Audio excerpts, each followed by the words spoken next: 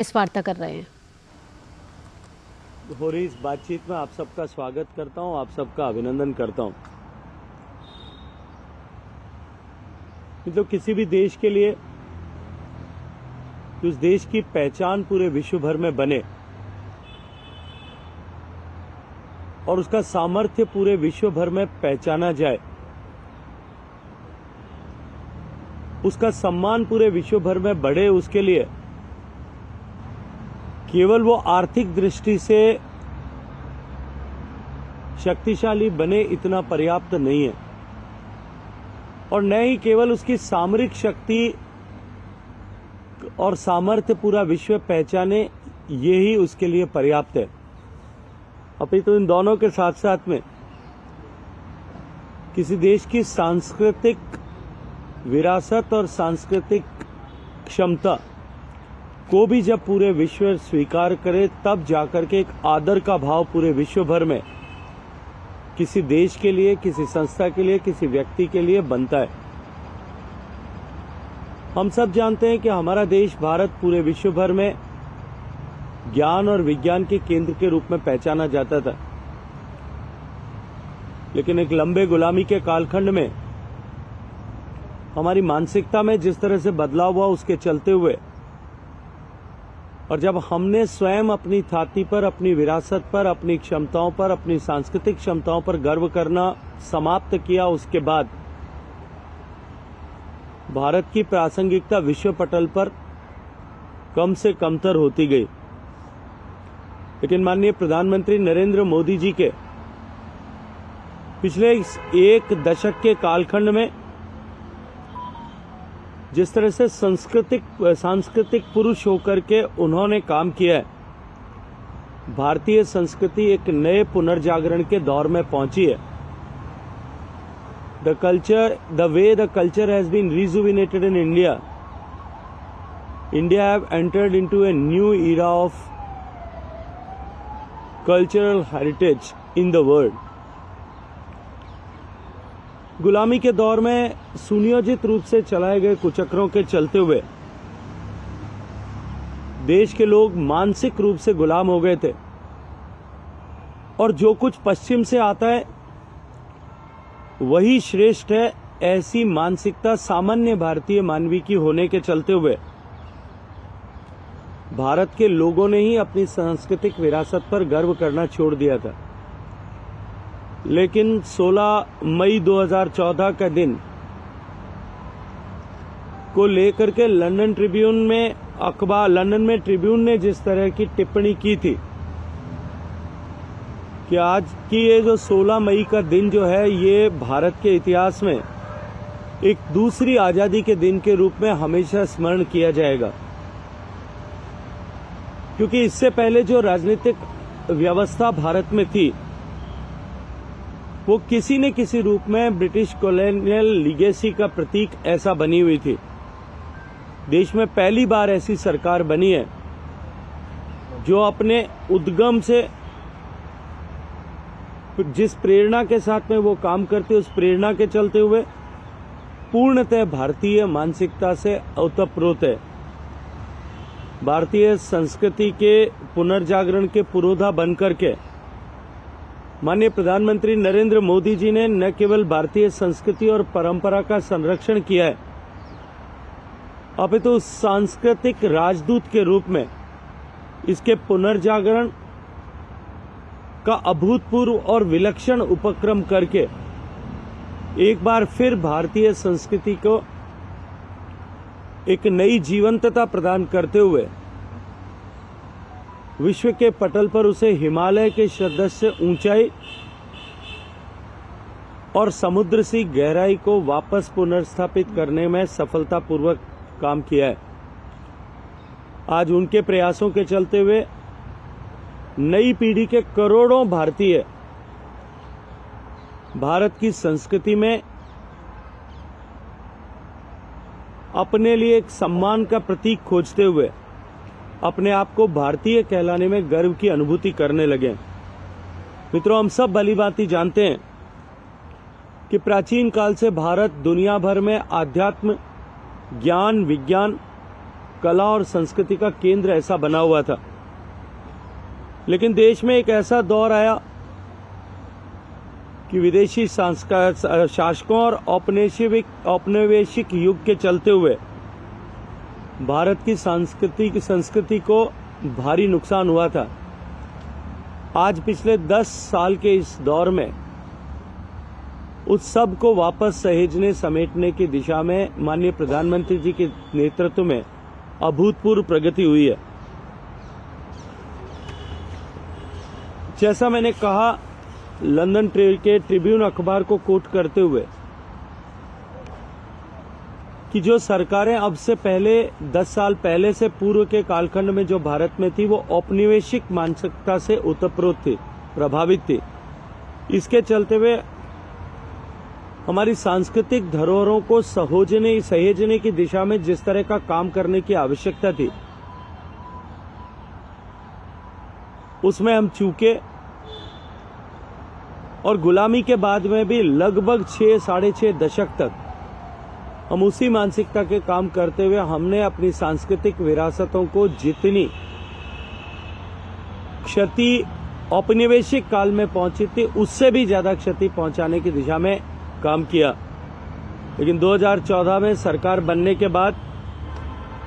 भारत को पुनः सांस्कृतिक उत्कर्ष पर पहुंचाने की दृष्टिकोण से संस्कृति, परंपरा और इतिहास के पुनर्जागरण की दिशा में नरेंद्र मोदी जी ने तीव्रता के साथ में काम किया है। प्रधानमंत्री जी का ये संकल्प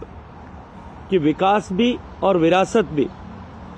इस संकल्पना ने सांस्कृतिक पुनर्जागरण, कल्चरल रिजुविनेशन की दिशा में विलक्षण प्रयास भी किए और उल्लेखनीय सफलताएं भी प्राप्त की है। राष्ट्रीय और अंतर्राष्ट्रीय स्तर पर भारतीय ज्ञान प्रणालियों, परंपराओं और सांस्कृतिक लोकाचार को संरक्षित करने और बढ़ावा देने को जिस तरह से महत्ता प्रदान की है, उसका परिणाम आज विश्व के पटल पर दिखाई देने लगा है। जहां एक तरफ भारत की संस्कृति के केंद्र भगवान राम के मंदिर का निर्माण का जो स्वप्न भारत के लोग पिछले 500 साल से देख रहे थे और हमारे अपने संविधान की मूल प्रति में मौलिक अधिकारों के खंड पर प्रभु श्री राम का, सीता और लक्ष्मण जी का विजय के पश्चात अयोध्या लौटने का जो चित्र बना हुआ है, वो चित्र इस बात का परिचायक है कि मौलिक अधिकारों के प्रेरणा स्रोत जो हैं वो भगवान श्री राम थे। लेकिन भगवान श्री राम के मंदिर के पुनर्निर्माण के लिए जो 500 साल से प्रयास चल रहे थे और उसे राजनीतिक महत्वाकांक्षाओं के चलते हुए,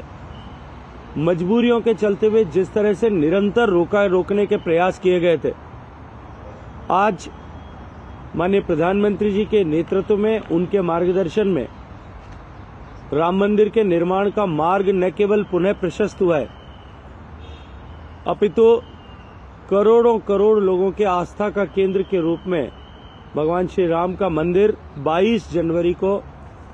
जो है मूर्ति स्थापना के साथ में काम उस दिशा में आगे बढ़ेगा। इसी तरह से काशी में विश्वनाथ के कॉरिडोर के निर्माण के साथ आज काशी की छटा जिस तरह से बदली है और एक नई काशी के रूप में आज जिस तरह से बनारस दिखाई देने लगा है, जहां दुनिया भर के लोग आकर के वास्तविक भारत और उसकी आध्यात्मिक राजधानी के रूप में काशी को निहार रहे हैं। काशी तमिल संगमम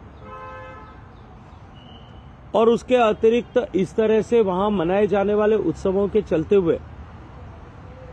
करोड़ों की संख्या में लोग आज बनारस में आकर के काशी में सैलानी के रूप में, दर्शनार्थी के रूप में आकर के भारत की इस आध्यात्मिक राजधानी में, उसकी सांस्कृतिक गहराई में डूब करके अपने आप को भाग्यशाली समझते हैं और उसके चलते हुए बनारस और उसके आसपास के क्षेत्र, वाराणसी और उसके आसपास के क्षेत्र की आर्थिक प्रगति को भी नए पंख मिले। इसी तरह से सोमनाथ के मंदिर का पुनरुद्धार, उज्जैन में महाकाल लोक का पुनरुद्धार, असम में गुवाहाटी में कामाख्या मंदिर का पुनरुद्धार, उड़ीसा के जगन्नाथ मंदिर का पुनरुद्धार, और चार धाम का कायाकल्प करने का, और इस दृष्टिकोण से भारत को सांस्कृतिक आध्यात्मिक रूप से एक बार फिर पूरे विश्व के पटल पर ले जाने में भी माननीय प्रधानमंत्री जी के नेतृत्व में सफलता प्राप्त हुई है। इन सब के अतिरिक्त भी गुजरात के महसाणा में चालुक्य काल में बनाए गए सूर्य मंदिर का, मोढेरा के सूर्य मंदिर का पुनरुद्धार हुआ है। पुणे के देहू में तुकाराम महाराज के मंदिर, गुजरात के पावागढ़ में कालिका माता मंदिर, अंबा मंदिर, ऐसे अनेक सांस्कृतिक आध्यात्मिक केंद्रों के पुनरुद्धार पर भी सरकार ने सफलतापूर्वक काम किया है। देश के आजादी के समय हुए अप्राकृतिक विभाजन के चलते हुए जो करतारपुर साहिब सीमा के उस पार रह गए थे, और देश और दुनिया में रहने वाले लाखों सिख मतावलंबी, करोड़ों सिख धर्म के अनुयायी हमेशा ही इस बात की कामना और कल्पना करते थे कि कभी हमें करतारपुर साहिब में जाकर के मत्था टेकने का, आशीर्वाद प्राप्त करने का अवसर मिलेगा। लेकिन वो दूर से ही करतारपुर के दर्शन करने के लिए अभिशप्त थे।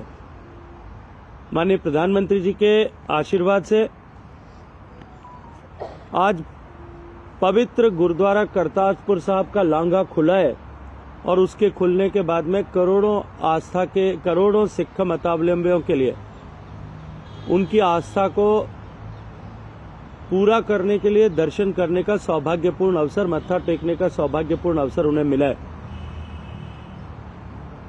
अपने धर्म की रक्षा के लिए 10वें गुरु गोविंद सिंह जी के 4 बेटों ने जिस तरह से अपने आप को दीवार में चुना जाना ऐसा स्वीकार किया था, उन वीर बालकों के उस बलिदान को स्थायी रूप से सम्मान देते हुए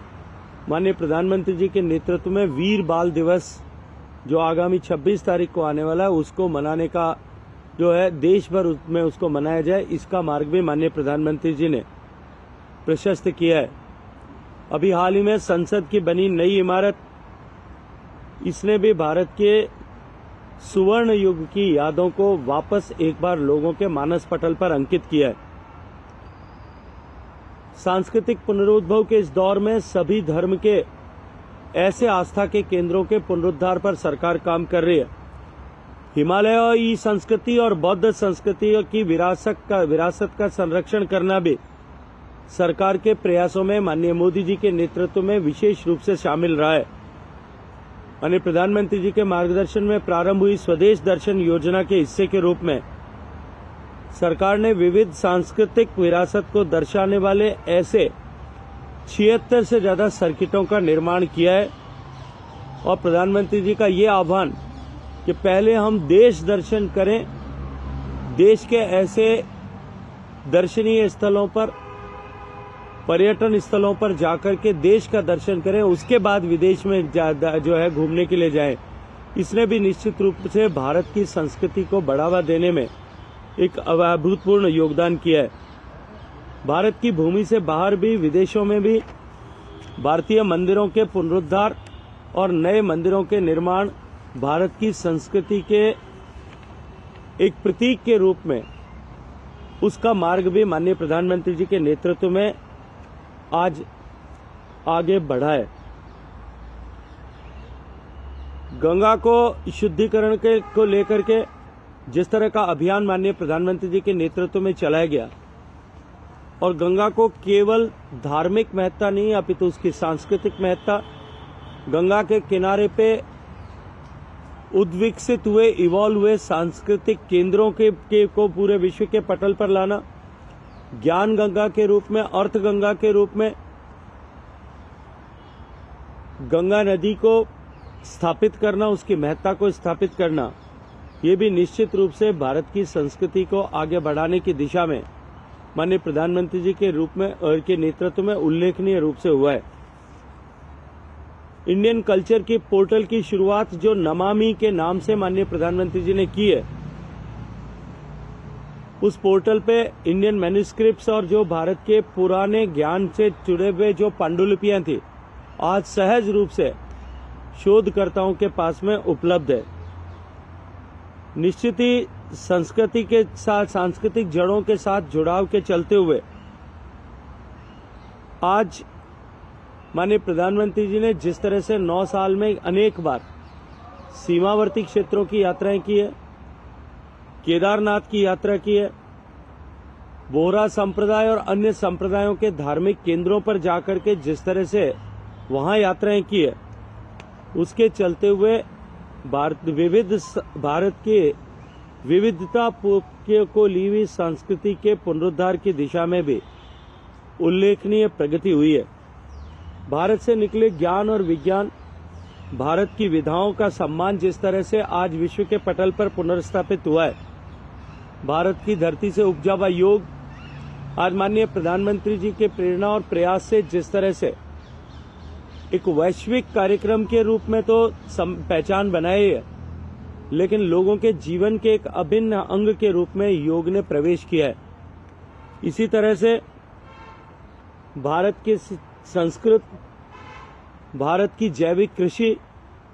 भारत के आयुर्वेद के ज्ञान और विज्ञान, भारत के देशी गौवंश की महत्ता,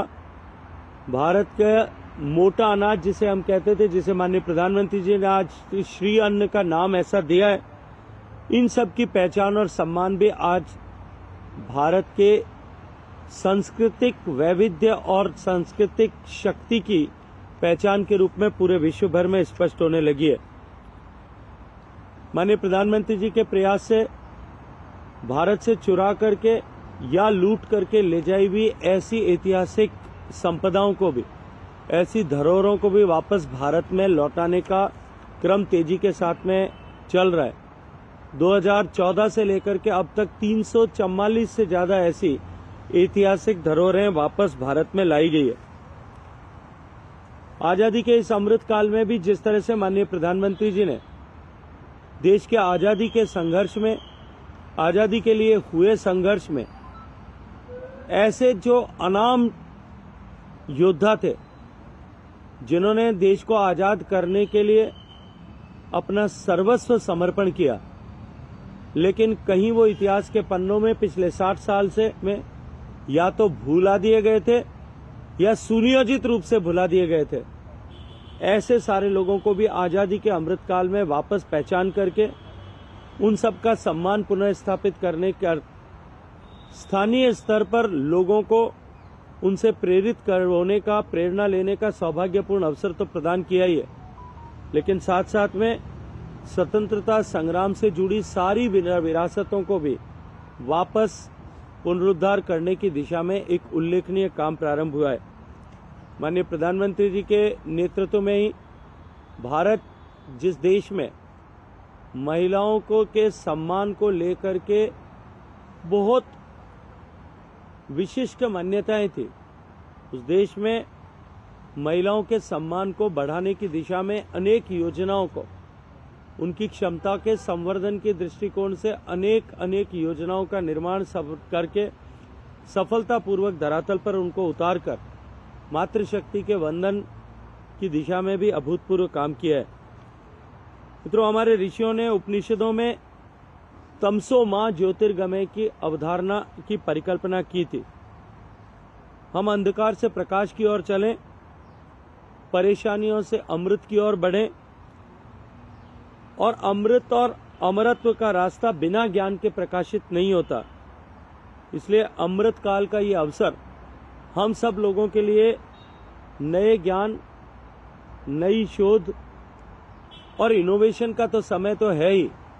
और उसको महत्ता प्रदान करने के साथ साथ में हमारे प्राचीन ज्ञान और संस्कृति को भी पोषित और पुनः स्थापित करने का ये समय हम सब लोगों के बीच सामने है। भारत के विदेश में रहने वाले प्रवासियों को जिस तरह से माननीय प्रधानमंत्री जी ने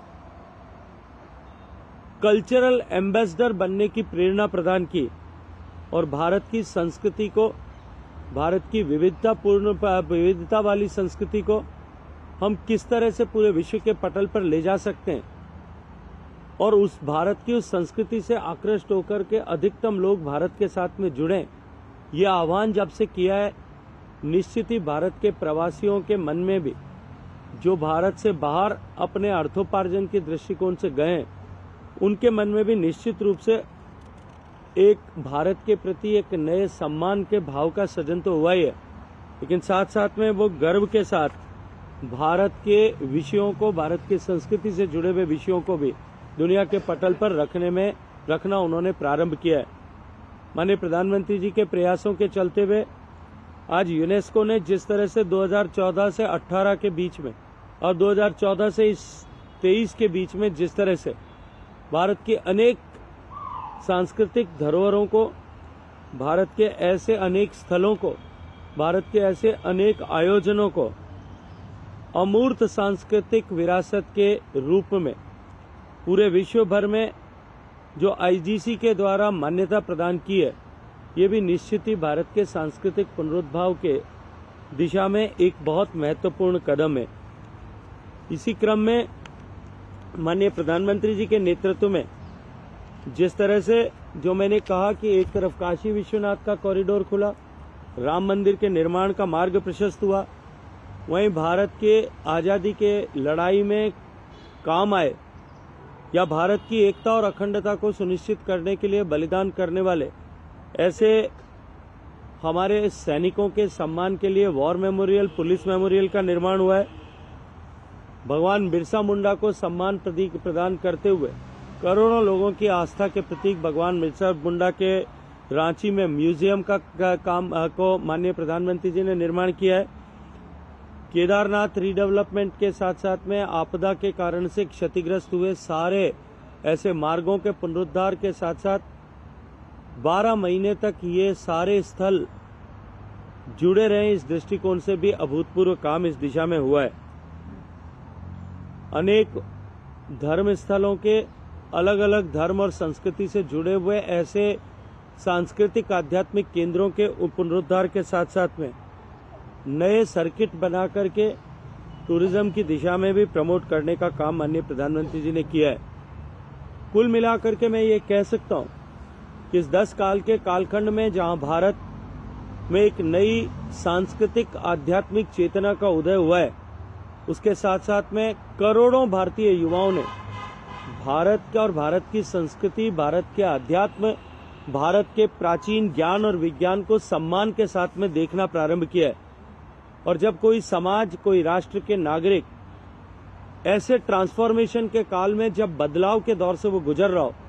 तब अपनी सांस्कृतिक और आध्यात्मिक विरासत के प्रति सम्मान रखना प्रारंभ करें, तो निश्चित रूप से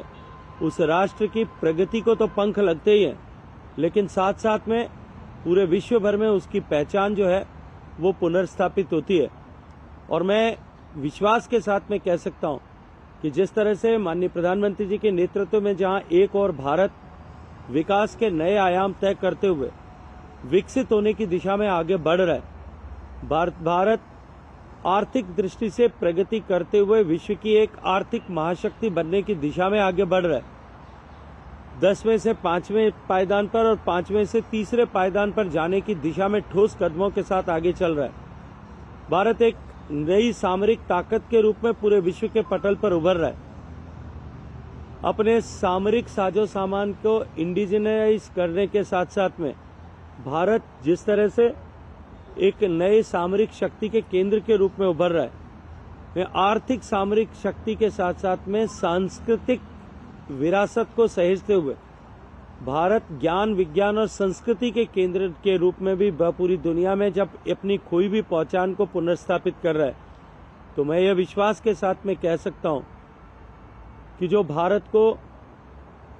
भारत की खोई भी विरासत के चलते हुए जो भारत का सम्मान पूरे विश्व भर में एक गुरु स्थान पर था, उसको वापस स्थापित करने की दिशा में माननीय प्रधानमंत्री जी के इस 10 साल के किए गए प्रयास निश्चित रूप से एक मील के पत्थर के रूप में पहचाने जाएंगे। और आने वाले समय में जब भारत विकसित होगा, जो अब अवश्यंभावी है, तब निश्चित ही इस 10 साल में किए गए प्रयासों के चलते हुए भारत का सम्मान पूरे विश्व के लोगों के निगाह में निश्चित रूप से कई कई गुना उसमें अभिवृद्धि होगी। आप सबका बहुत सारा धन्यवाद।